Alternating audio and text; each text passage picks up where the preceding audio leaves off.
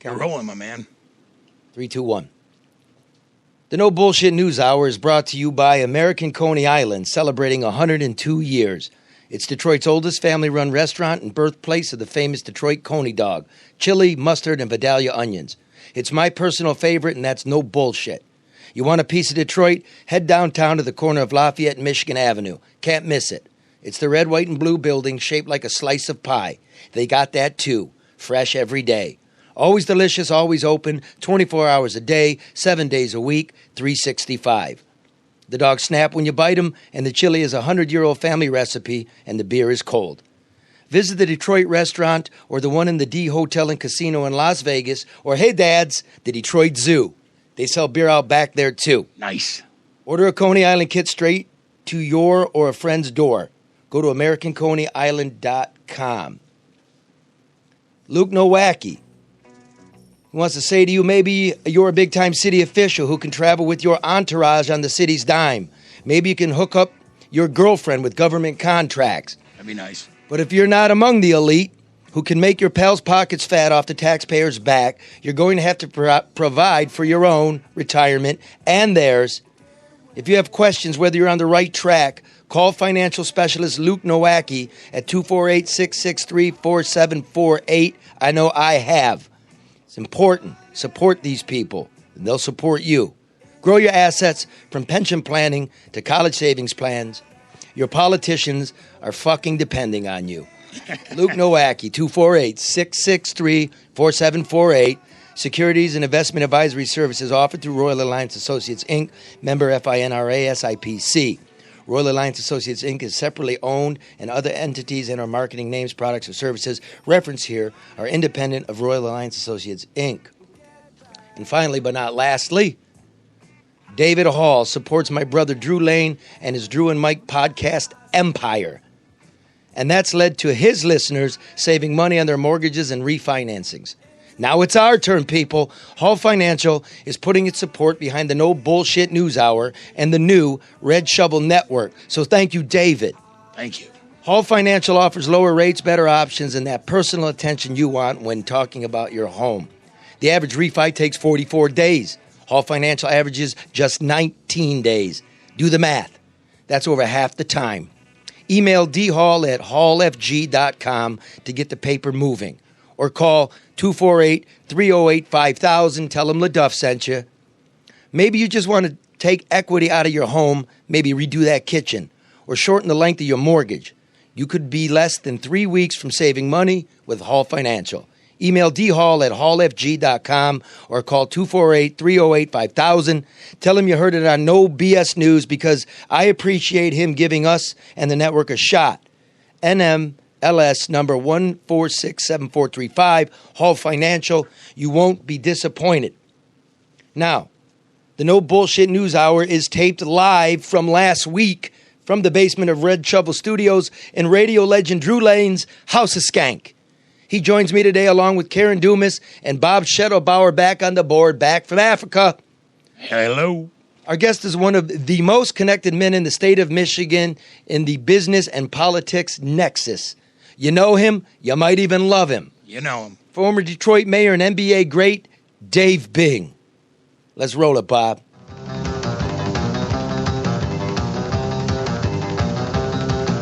Hey, Dave. All righty, how are you, Charlie? Real good. Can I call you Dave? Absolutely. Because, you know, there's a thing I think about it. This isn't Great Britain. You are the former mayor of Detroit, Dave Bing, but you don't hold that chair anymore, so you can't have the title for life. I don't need it for life either. Yeah, I don't. I hear everyone calling you Mr. Mayor. Do you like that? It depends on who calls me that. I'm not sure what that means. Do you know this is the only show in Metro Detroit where black and white meet? You know that? No, I did not know that. Think about that. What radio show do you know where like the whole community's coming together and talk about stuff? I don't know one. That's right. So it's an honor for you to be here, Well, sir. thank you. It's my honor being here. You know, and I'm how do I say this? I don't want to apologize for the old days. It's my job to have kicked your ass, but you are always an elegant gentleman. You, in my estimation, I've seen 4 mayors here, had the most integrity, You ran the most honest administration, and that's about as much I'm going to kiss your ass today.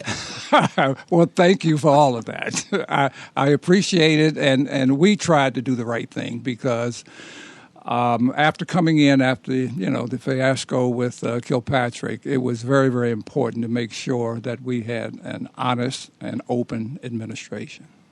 Do you relate to Gerald Ford at all? I know Gerald Ford. I know his history, and I can't say I can relate with him. Well, he took over when Yeah. Nixon was. Yeah. It was a smaller level, but it was a disaster. Yeah, good man though. He was a good. Oh man. yeah, absolutely. Yeah. You're much more elegant than he. I mean, you're an NBA top 50 all-time Hall of Famer, and he just kind of fell down a lot. Well, up in Ann Arbor, they do things a little different. Oh. You went to Syracuse, didn't you? Syracuse University. Yep.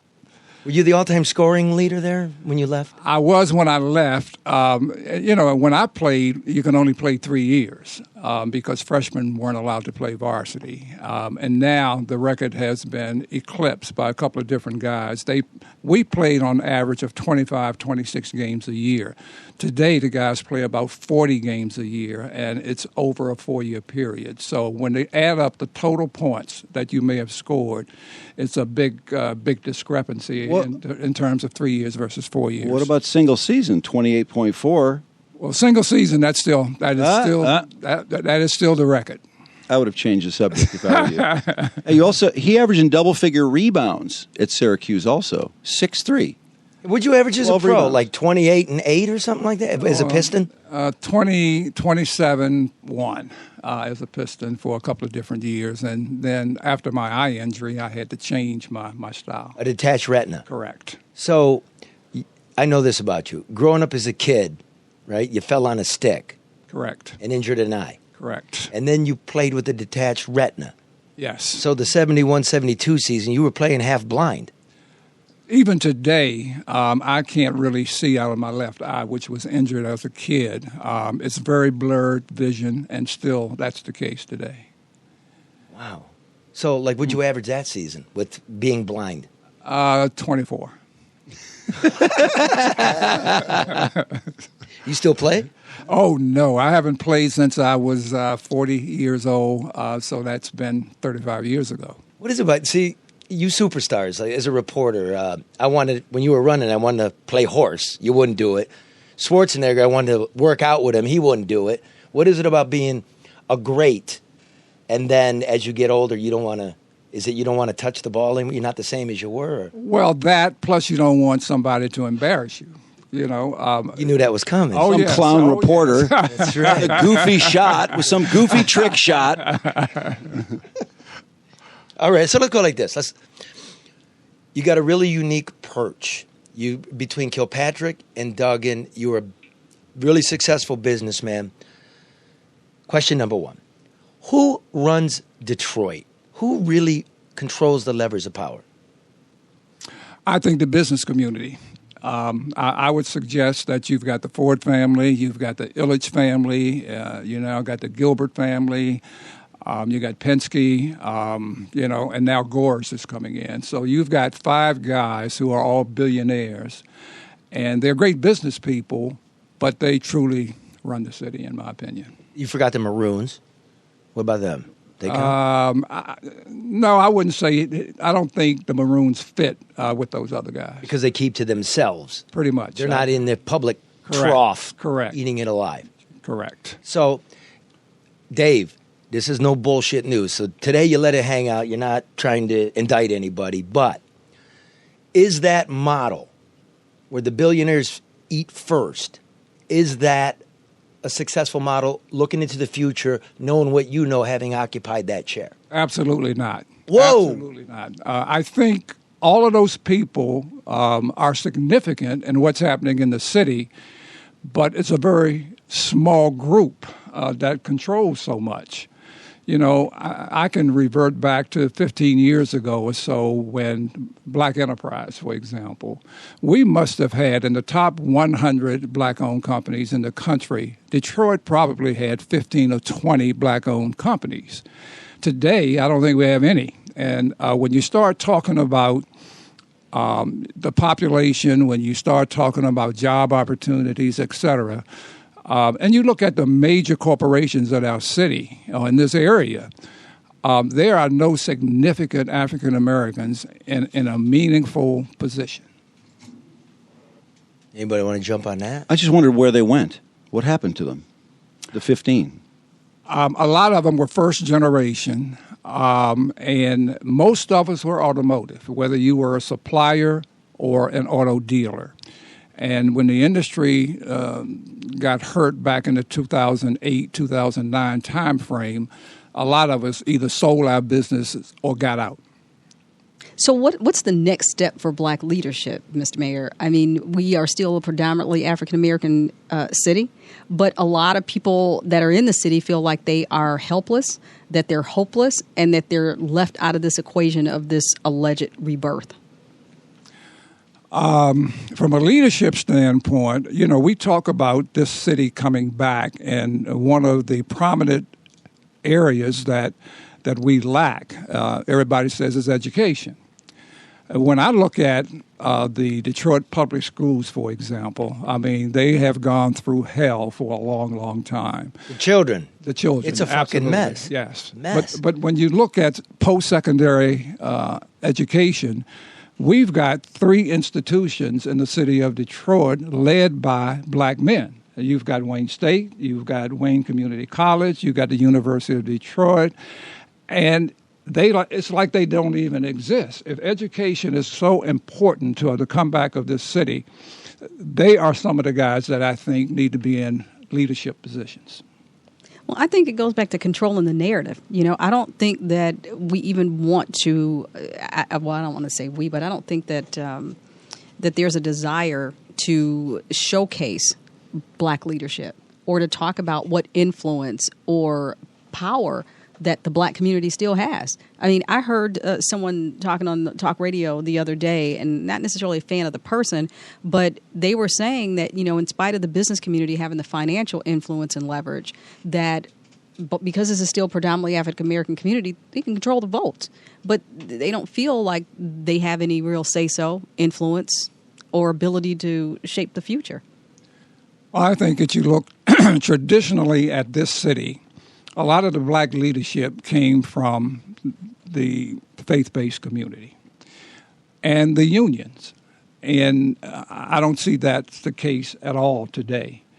The faith-based community, in my opinion, in a lot of cases has been bought and sold. I got to agree. Yeah. I really, you know, I'm not going to name the names, Right, but right. It's like pigs at a trough. They get fed, they get a check, they get commercials. And please don't say anything. Don't make a ruckus, you know. And that, I mean, 30 years ago, that was not the case.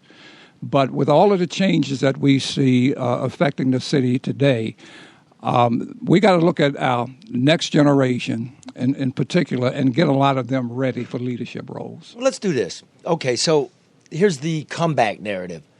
We got cement poured downtown, skyscrapers going up, FCA's coming in, right? Look closely at this stuff. Look at all, you were the mayor of a bankrupt town. So I'm going to ask you after this what a bankrupt town looks like from the, you know, municipal services you got to provide. But this FCA deal, we borrowed money to put land together for them. This thing's going to total over $300 million with interest. And I don't think we're going to be building a Jeep, Grand Wagoners? Grand Cherokees. For 30 years, full shift, 3 shifts. I don't see, we don't recoup that money. I look at the Illiches and the hockey arena. Yeah. The city loses money the city's bank loses money. I look at the Gilbert skyscraper. We're cutting them a $250 million check that we borrowed, and we'll pay it back with interest. So how economically does this work if the city coffer's not replenished? We got jobs, but is that enough to balance out what we're giving these billionaires? No, it's not enough. That is damn straight. Yeah. Okay, you're here to talk business. Yeah. Okay, tell the people, the white people too. Yeah, you know, because they're paying. Oh, when you look... Right, Dave? The white people are also paying in the suburbs. A lot of suburban money comes. Okay, go ahead. Absolutely. The kind of jobs that that are now available in the city of Detroit are not high-paying jobs. So the citizenry in Detroit, who are the seekers of these jobs, I mean, it's a service industry at this point. At one point in time, we were a manufacturing city, and those jobs, because of the unions, offered people at least enough money to take care of their families. What's available today is not enough for people to live on. You look at school teachers, for example, and we talk about once again that if this city is really going to truly come back, then it's going to be based on, world-class education. And we don't have that, and we're a long ways from it. Teachers got to be paid. Outside of parents in the home, the most important people in a child's life is the teacher. And if we don't start paying them and getting them to a point where they can I think, subsidize their families, we're fooling ourselves. I mean, these jobs that we're talking about at FCA, I wonder, it's supposed to be 5,000 new jobs. Are they really new jobs? Okay, or are they jobs for UAW people that may have been displaced? And is there a guarantee there's going to be the 5,000? I don't think so. And then you look at the numbers, there's going to be 5,000 ancillary jobs. Yeah. And then they give us a number, and the numbers never match. I agree with that. And, maybe the supply base can start to come back a bit, but there are not a lot of people from a supplier standpoint. I was a supplier for a long time, 28 years. So believe what you're hearing, folks. I don't think the supply base is going to make the huge investments that are necessary to supply that particular plant. I don't think that's going to happen in the city of Detroit. I think there are outside suppliers that are not in the city, and so because of the major transportation disconnect in our city, even those people who want to work for FCA or supplier are not going to be able to get there. I mean, there's a large percentage of people in the city of Detroit that don't have a car. And public transportation is horrendous.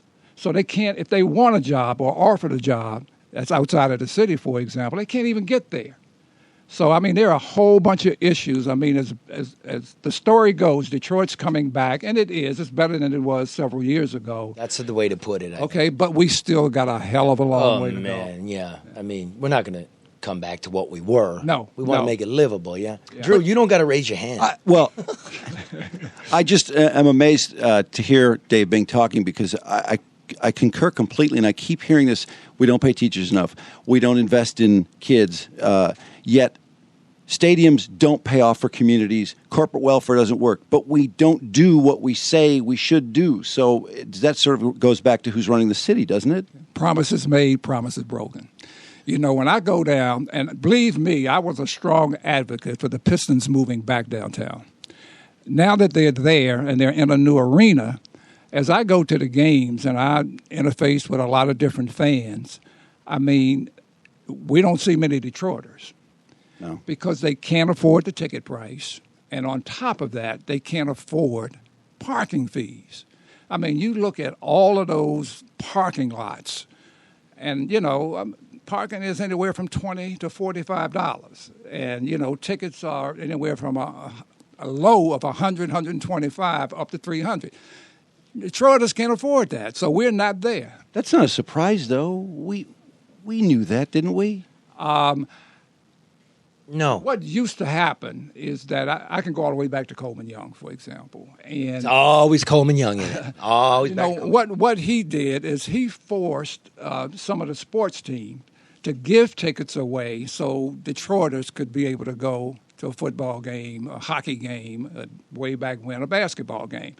Not the case anymore. It's all about the place the is dollar. empty. It's all about the dollar. Empty. And see, now that we have become basketball in particular, and sports generally speaking, it's a global business. I mean, the NBA is printing money. Mm-hmm. Printing money. And when I mean, the guy's making, You making $10 million a year today is nothing. I mean, these guys. Yeah, you're a bench player. Oh my God, it's unbelievable. And shoe the kind of deals. dollars. Yeah, it's kind of unbelievable what's going on in sports today. And the other thing is, I don't think Detroit is a destination city. So those guys, whether it's hockey, Dare you? Yeah, hockey, baseball, or basketball, you don't. When the season is over in any of those sports, you won't find any of those guys here. And so when I played, all of us, number one, we weren't making that kind of money, so we couldn't afford a home somewhere else, a second home. Mm-hmm. But we lived in the city, and we communicated with the people in the city. People got to know us as a person, not just as an athlete. Not the case anymore. And that hasn't happened since the Bad Boys. You know, when John Sally lived in the city, you could see him around town. You could see Joe Dumars. I mean, the players were out. Vinnie Johnson. I mean, they were Isaiah. They were out, and so you kind of felt a connectivity with the team. Not since that team have you seen that, in my opinion, from not just the Pistons, but from any of the teams. Correct. Well, you know what chafes my ass is we're coming up with public money, and again, that arena is also being paid for by the suburban school districts when you do all the math. So it's Detroit and Livonia. None of us can afford it. But the guy, Goris, spends $100 million on a mansion in Beverly Hills and yet sticks Detroit with a bill to move his guys downtown? Well, I'll tell you. And, you know, if you look at, I don't believe he's happy with the move right now, with the agreement. Why you say that? Well, here's a guy who, when he bought the team, they owned the arena. They controlled everything in Auburn Hills. And, you know, basketball is a city game, so I'm glad they moved back downtown. But the business decision that he made to move the team from out there in a place that he totally controlled, now he's a renter and doesn't have a lot of say in what goes on in the arena. So as successful as he's been and as rich as he is, from a business perspective, I don't know if that was a great move. I don't know that at some time he'll say, well, maybe I should move back out to the suburbs. I hope that doesn't happen because now that they're downtown, we need them downtown. Or would he consider building his own arena? Then you've got to once again go through the same process that you're going through with FCA. You've got to find the land. It takes a lot of space to build that arena and the parking that goes along with it. So who knows? But Detroit is a huge city, a lot of land mass, and at some point in time, he may look at that. So what is it going to take to make? I mean, I don't think Detroit will ever be what it used to be. And I think at one time that was the struggle. Everybody wanted it to be what they thought it should be. But what will it take to get Detroit to shift to a place of productivity, prosperity, and a quality of life for the people who live, work, and visit here? I push for entrepreneurs. We got to pay for them too? Not as much. Not as much. If we educate our kids and give them some opportunities to invest in the city and start a business, I think the small business arena is the key. It's not the huge businesses because they're looking for deals. And they're going to take the best deal, which is not necessarily good for the city or the community. So in most small businesses, they're going to locate, none of them are going to be downtown. They're going to locate in the neighborhoods where there's a need because that's where the people are and that's where your tax base really is. So we've got to figure out, I think, how to make sure we create the mindset that entrepreneurship is the direction that we want a lot of these kids to go into. Is this socialism? Think about this, right? When the government sticks its beak in the means of production, when it's picking winners and losers, when it's giving money to, let's say, Chrysler, like, well, we're going to need this money from you or we won't be profitable. Well, capitalism would say, then you don't build it or you charge a higher price. Is it socialism or crony capitalism? Crony capitalism. Is it the same thing? We'd have to have a discussion on that. But come on, let's lay this down. Let's make some news. This is bullshit what's going on in terms of the bottom line. Yes or no? Yes. Damn. Do you feel you could say that when you were running the city? I was pretty outspoken. You kind of were. You know, I knew once I had a chance to get there for a short period of time and look at our balance sheet, it was obvious to me that the city was bankrupt. We just had not filed.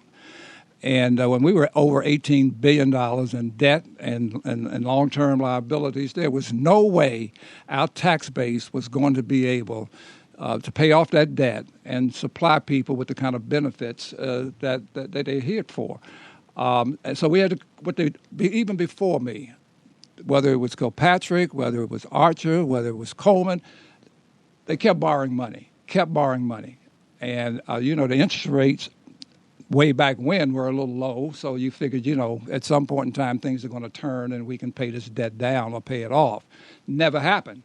And so you couldn't continuously borrow money. As a matter of fact, we got to a point where nobody would loan us money. I wasn't a Trump, so. Are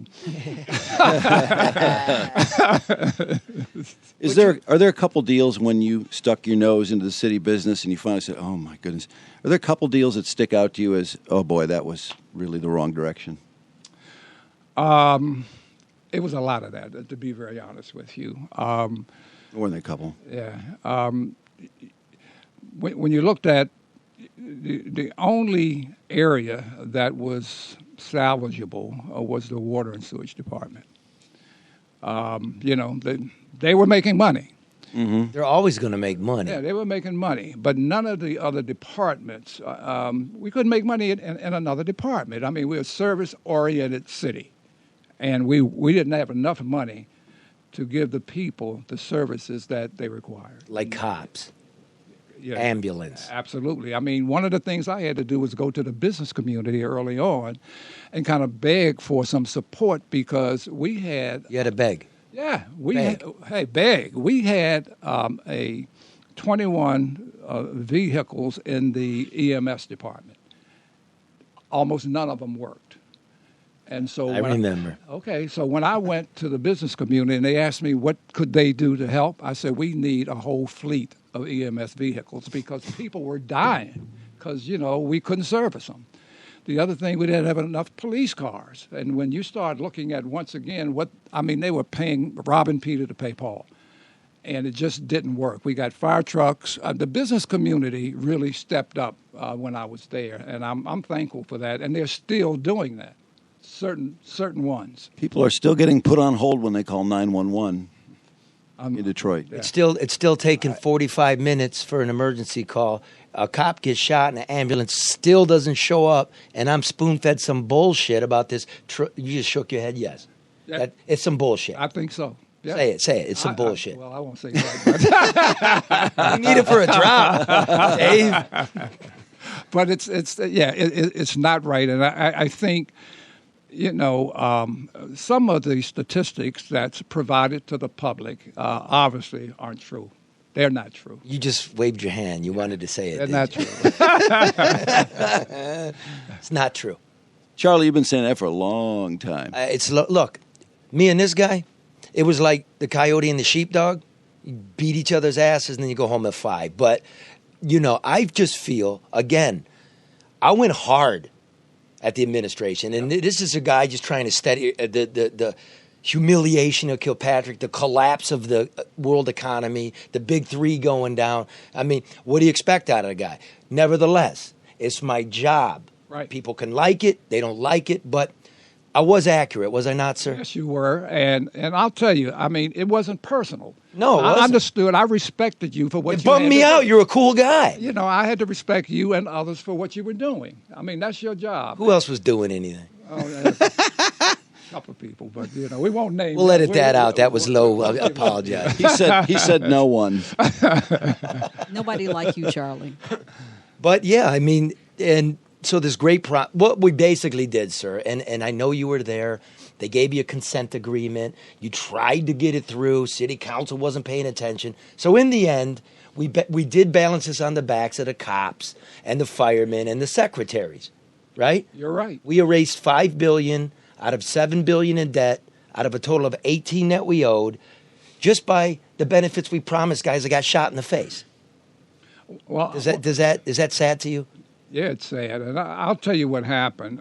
Had we gotten any real support from Lansing, I will say this. The governor did the right thing by filing for bankruptcy. He did the right thing. There was no way we would get out of the hole without doing that.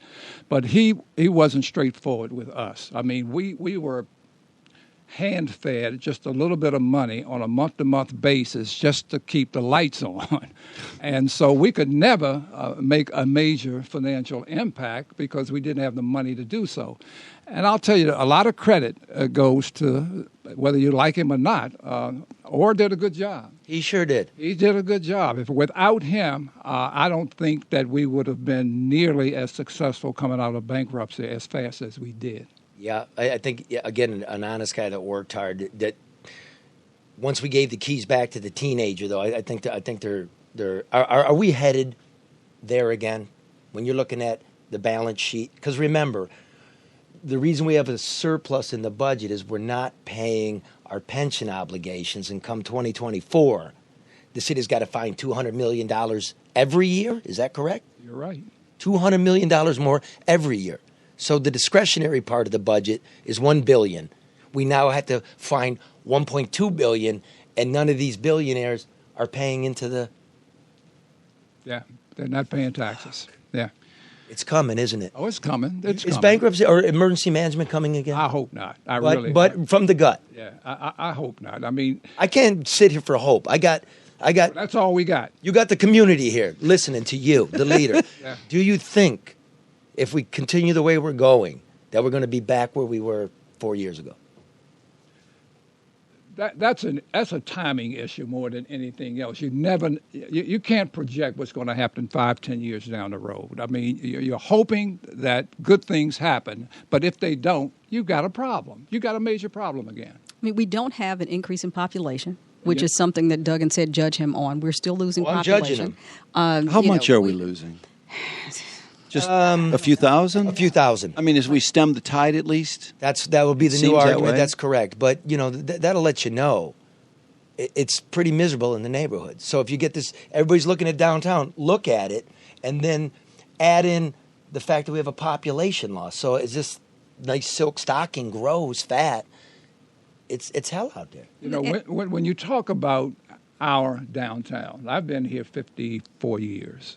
And I will tell you this, I don't think we've ever had a good downtown. When you compare some of the other major urban cities with Detroit's downtown, we don't compare.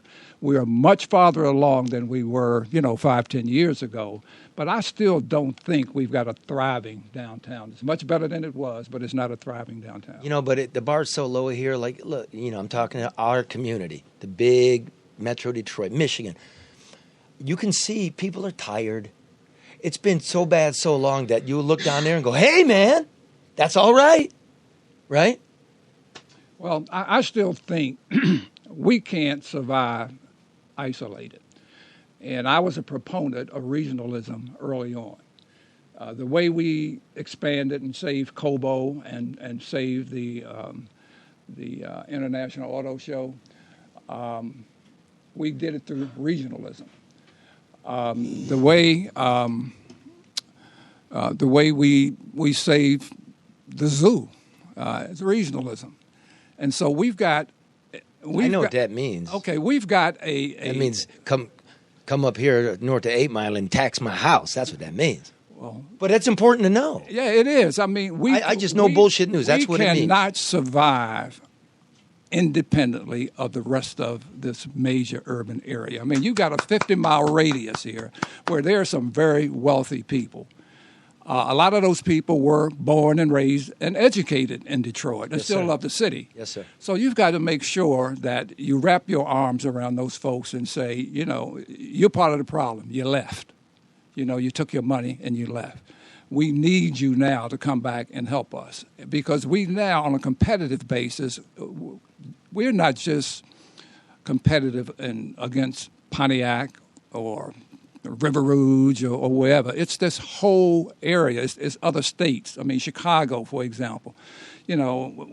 Indianapolis. I mean, we've got some small cities around us. Dayton, you can think of a few. That's our competition. I mean, Chicago is not our competition. We're not going to be a Chicago. So we have to accept the fact of who we are and what we can be and be fiscally responsible to get there. But see, I always thought that was the issue. We don't know who we are going to be, and then you've got people that used to grow up here or used to live here. They see Detroit as one way. You've got people that live here, that have grown up here. They see Detroit another way. And that's always been those competing factions that, there is no consistent vision or agreement as to what this city can be. You've got people that don't want that segment of the community that's shooting at a gas station or that's walking up and down the street or hanging on the corner. They don't want them here. That's not something that they want. They want to go downtown and see the nice and pretty. But you still have those people that are here that have to be dealt with and incorporated and uplifted the way everybody else should be. I'm in total agreement with that. Me too. Yeah. You got to find the right. We'll get to that after we do a little commercial break. But before we do that, you talking about the governor yourself. It's legacy. So I want to remind you of the very rugged days. Can I play a little clip for you? Please. You might remember this lady. Go ahead, Bob. Play that. Dave Bing and the governor, y'all problem is y'all just sitting up there and collecting a check. If y'all really want to run the city of Detroit, come around here in every block of the city of Detroit, look through these houses. If they ain't no good, tear their down so people can stop finding dead relatives in these damn houses and pay these damn Detroit cops what they supposed to earn for being out here protecting the city of Detroit. If not, put my in office. I'll show you how to damn run the city of damn Detroit. And I don't know nothing about it. But I learned quick, fast, and hurt to get y'all sorry up out of here and do the right damn thing. That's why the hell the city of Detroit. That's why people don't want to come to the city of Detroit. Because y'all sorry getting off your and doing if it was y'all damn family members, y'all to do the right damn thing. So kiss my black to get off the office. Bye. Well, Charlie, where'd you find that? YouTube. Oh, my God. But let me say this before you add. Oh, by the way, Karen you also call her worked in back? the administration. Yes. Right, your right-hand man right here, Karen Dumas. I just wonder if the mayor ever talked to her. Go ahead, To Karen. me or to the lady? But this is the thing, though. Those same complaints that people had in the Kilpatrick administration and the Bing administration, those same things exist. Where are those people in those complaints today? You don't hear anybody saying anything. Maybe times are better. But they're not. People have those conversations in private. But everybody, is it the controlling of the narrative? Is it a dictatorship and everybody's afraid to speak up and speak out? People have private conversations about these things, that the mayor's a bully, that nobody can get anything done. Black people are not included. The neighborhoods are forgotten. But, where are these people? Where are the complaints? Maybe the city's better. No, Charlie. Not that much. Not that much. Maybe, Dave, we were talking before the show, maybe he's hired a lot of reporters who got a lot of friends. Maybe he... I was going to say, does it have something to do with the media? Dave, what do you think, Dave? Because he that was a bitch. Well, he has hired quite a few people from the media, and they control the narrative. And they bully people. Let's be honest with it. They control the narrative. So if they don't want to present facts, they don't want to present data, or what they do put out there, people accept. Nobody challenges. That lady you just played, she wanted to challenge us, which was fine. A lot of her, she didn't know all her facts, but that's okay. And so she was emotional, and there's nothing wrong with that. She wanted change. And if there's not going to be change, then you want to change leadership. I understand where she was coming from. Yeah, you lived through all that. Yes. The point is okay, so as the guy that was trying to calm everything down, what you did was that you didn't need to do it. You didn't take a paycheck. Your legacy. Do you think Drew started out calling you Gerald Ford? I didn't call him Gerald You put Ford. your time in. That's a nice thing to How be do you called, think by you'll the be way. remembered? How do you think you'll be remembered? I think I'll be remembered as an honest guy who was not looking to be a politician, who went in and tried to manage an unmanageable situation. It was you can't manage a city without money.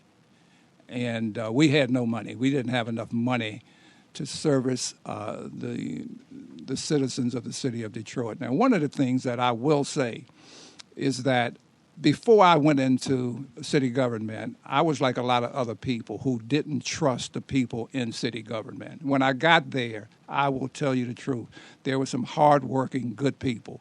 Those people that didn't fit the mold, I had no problem getting rid of them.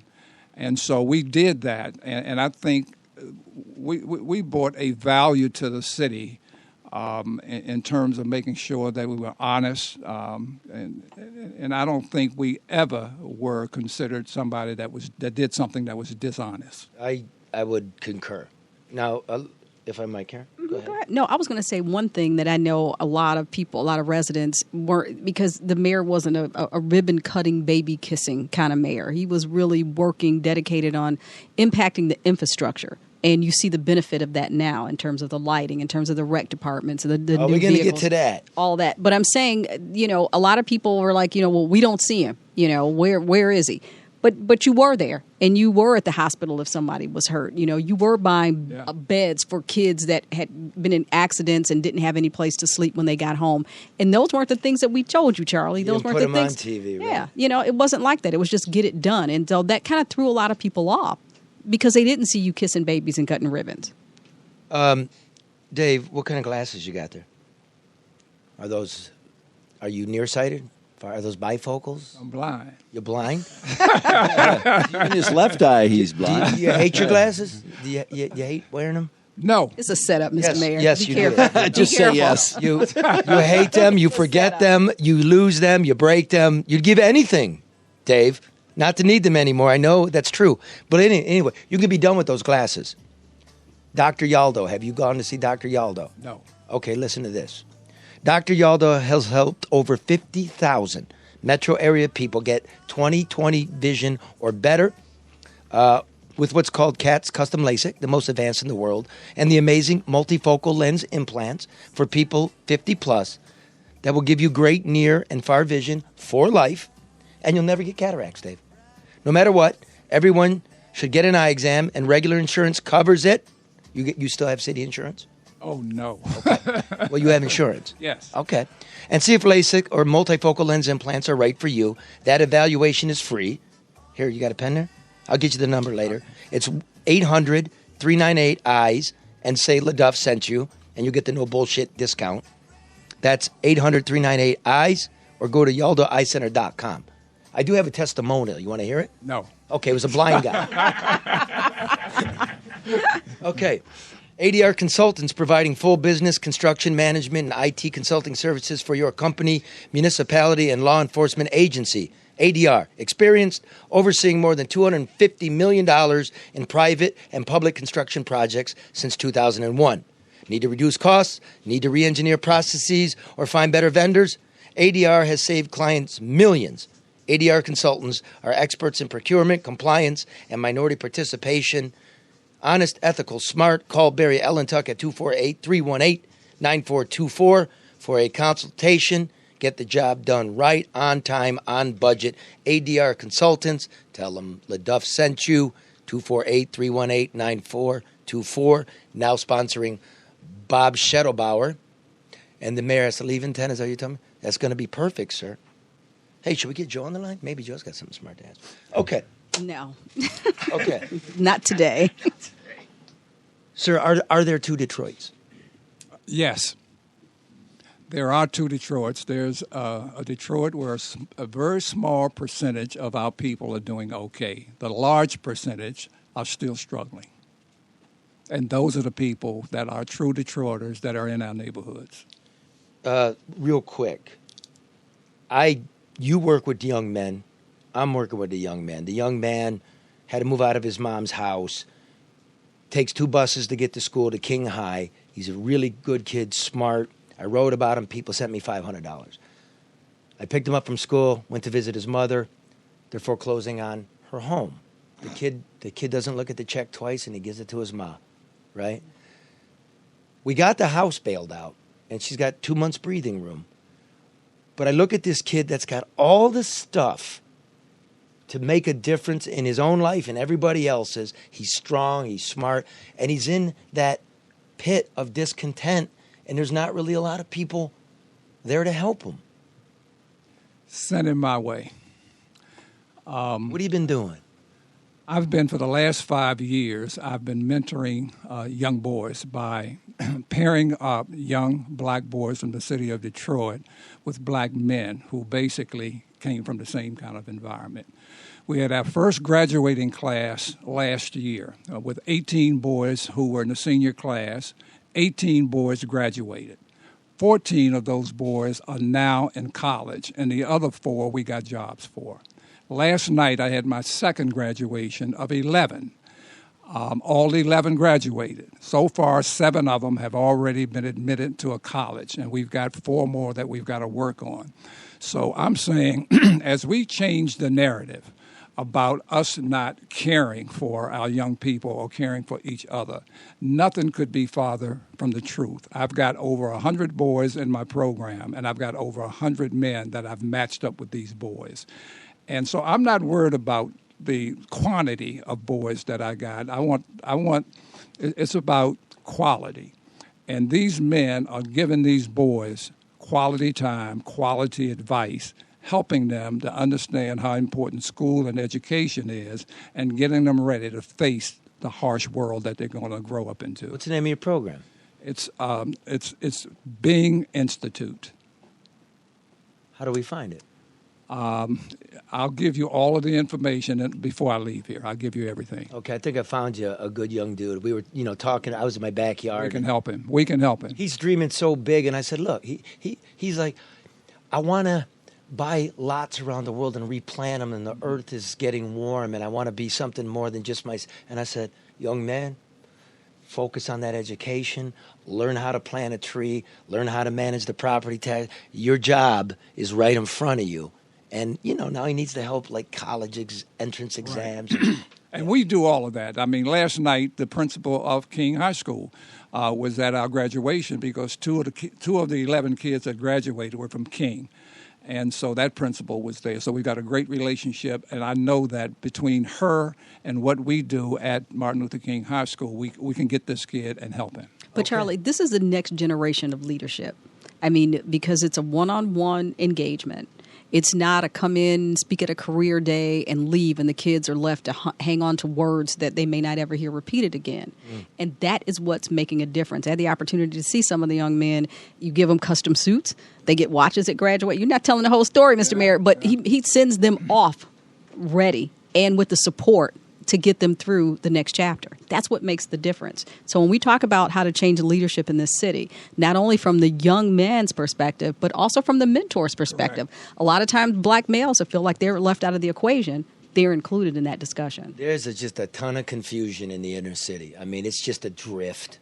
We can't have it. No, I absolutely agree. Absolutely agree. Okay, then I'm glad to see you. I actually feel warm about this, and good. You're a good dude. Mike Duggan. What do you make of him? Takes a lot of credit for what UNOR did. I mean, like the lights, the clean balance sheet, the balanced budget. Lights. Demolition. You weren't doing it. I thought Mayor Duggan did the lights. Dave? No, he didn't. He absolutely didn't. But, I won't slam Duggan. I mean, he's in the leadership role right now, and we hope that he's making the right decisions for the future of the city. But we still, once again, got to tell the truth. Well, let's tell the truth. I mean, look, he starts picking on the lights. Look, politicians do that. They take credit for stuff. They cut ribbon, right, blah, blah, blah. But he only starts talking about the lights after he stopped talking about the demolition, which was the greatest thing since sliced bread, when you take a look at the numbers. So he was saying under you weren't tearing anything down. You were doing it haphazardly. It was an environmental disaster. Go ahead. None of that's true. I mean, we tore down in 2.5 years about 9,000 homes. And we had no problems, and we did it. And you had no money. No, and we did it at a much lower cost. We started off as an average of about $10,000 per home. By the time we finished, it was down to about $8,500 a home. When they got in trouble, that administration got in trouble, it was because they were paying $17,000 to $21,000 to tear down a home. We were doing the same thing, okay? And so nobody can understand why the price jumped that much. That's demolition. When you look at lighting, I mean, we didn't have enough money. Our lighting department was it was a hellhole. We didn't have enough people. We had no money. We had no replacement parts, et cetera, et cetera. So we had to go to the outside in order to create, I forgot what you call it right now. The lighting authority. The lighting authority, so that the debt would not come directly to the city, because the city was not in a position to borrow money. But there were so many things like that we had to do that, you do what you have to do. Moving the peas around the plate, get it done, yeah? Well, I remember it all. Yeah. I really do. So I look at, the feds didn't send you $250 million to do this. I remember scraping and clawing. So by the math, that 16, basically the average price is $15,000 for all of this. Yeah. We squandered, if we go price to price, we squandered $100 million. And then the mayor's up in Mackinac at that big boozy convention saying he wants to borrow another $200 million to do what we should have done already. Well, I'll tell you, a lot of homes still need to be torn down. And I get a lot of people in different neighborhoods that would say, okay, if you're going to tear them down, what are you going to replace it with? Well, you're not going to be able to replace them anytime soon. There are still, I was honest with people in saying there are some neighborhoods that we just are not going to be able to get to. Tell people the truth. You did. Yeah, tell them the truth. And they may not like it, but at least you're being honest with them. And they have then the facts to make a decision. There are neighborhoods in our city that are going to be a long, long time being like they are, because we don't have the money. We're not going to get the money short term to invest in those neighborhoods. So as long as people understand that and they make the decision to stay there, that's on them. Mm-hmm. But tell them the truth. But you got to admit, a regular person listening to this show, I'm looking at Johnny Silk Suit getting tens, hundreds of millions of dollars, right? I'm looking at, and my words, not yours, complete mismanagement of the municipal levers. And you're asking this guy to be patient. You're asking that kid. Remember where this demolition money came from. Mm-hmm. That was troubled asset relief money designed to help people with their mortgages. And she's going to get blasted out of there, 2 abandoned houses next to her house, and you expect her to I'd be pissed. I am pissed. Yeah, and you must understand that you have people who've been here for several generations. They don't want to move in a lot of cases. They can't afford to move somewhere else. Their whole family history is in that location.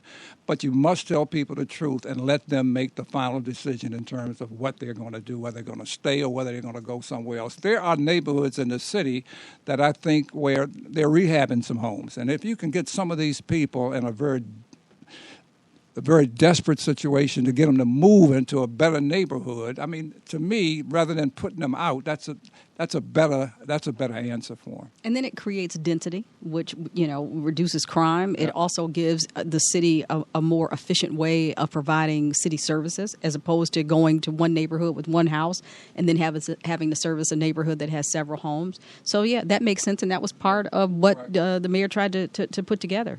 Yeah. Okay. Well, did you ever put together some money for a girlfriend's program? Did you ever hook her up, throw galas for her, anything like that? I won't even answer that. The answer is no, but I won't get into that. You won't get into that one. Get into that one. You don't always have to take envelopes. You can always just put a gala together. Listen, sir, you're a black man. Where's the black leadership in Detroit? One of the things that I've had a lot of questions about is just that. Where is the black leadership? And it probably exists in some pockets, but nobody wants to step up and take that mantle. It's difficult. It's hard. Because there's a machine? Yeah, that has something to do with it also. But I'm hopeful in the next election that Duggan doesn't run unopposed. You don't want him to win, do you? I think he needs to be opposed, so he has to work for it. He has to work for it. And there are some people out here that I know that are looking to put something together where they may run against him. Take it from me when you go against that thing, and you don't take something a piece of its ass. That's a hard thing to stand up to. Oh, absolutely. That's why you see the city council laying down like they do. Is there a city council? Oh, good. Is there? I know I caught hell from the city council when I was there. Yeah. But they seem to be silent at this point, and I don't know the reason for that. They can't do math. I have a theory on that. I mean, I think that good interview. Duggan has taken credit for not, Kevin Orr could have eliminated their positions, reduced or eliminated their salary. And so I think Duggan is like, listen, I got Kevin Orr to let you stay. So, I need your support, because you don't hear from them on anything. So the only reason you're in those positions is for a paycheck, you're in the wrong business. You're in the wrong business. Without doubt. Now, before you get out of here, who do you like in the NBA Finals? I'm definitely with San Francisco, even without Kevin Durant. Man, you're old. San Francisco. They changed the names for a lot of years ago. Well, that's where they are. Yeah. Golden State. That's where they are. Well, I want to know, who should the Pistons be looking at to pick up for next season? I mean, I've heard what's his name? Paul. What's his name? Chris Paul. Chris Paul. Who else should the Pistons be looking at? Too old and too much money he makes. Yeah. Well done. Yeah, too old and too much money. The Pistons are in a tough situation because Van Gundy made some bad decisions. I like. Dave Bing letting it all hang out today. I really liked him as a person, but as a coach and president and general manager, bad contracts, and now they're up against the wall where they can't even go out and get a good free agent. And in the draft, they're, I think, 15. So you're not going. They're always too high. Yeah, you're not going to get a great player at number 15. So, I mean, the reality is that we're a few years away from revamping the squad and being not just competitive, but trying to go to the next level. I got a couple guys here. They may be willing to fill in until you can do it. No. 3, 4? No, they're not them? No. I tried. I want to ask you, you were talking about when Detroit had no money, and you said you had to ask people from outside for help. Who would be the first couple people you'd call that would say, absolutely, I'll help you out? Can I guess? Yes. Okay, you would call Roger Penske. Yes. You would call Pete Carmanos? I didn't call Pete, but I did call Tony Early from DTE. He was there at that time. And Gilbert was there. So those are the three guys that would get the first phone call. What happens if Gilbert doesn't get well?